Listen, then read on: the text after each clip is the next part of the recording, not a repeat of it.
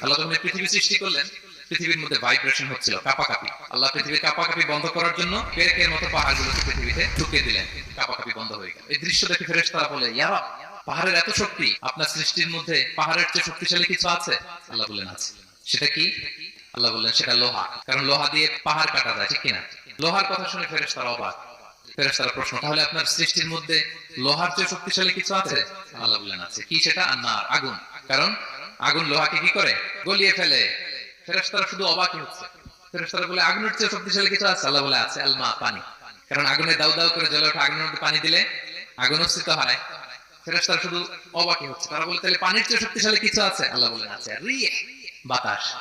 কারণ বাতাস পানিকে একদিক থেকে আরেক দিকে নিয়ে যায়। জলের মধ্যে বায়ুর উচ্ছ্বাস লাগলে জলোচ্ছ্বাস তৈরি হয়, ঠিক কি না? ফেরেশতারা আবার অবাক হয়ে বলে, তাহলে বাতাসের চেয়ে শক্তিশালী কিছু আছে? আল্লাহ বললেন আছে। সেটা কি? বলতেছে বনি আদম। ওই মানুষ শক্তিশালী যে গোপনে দান করে।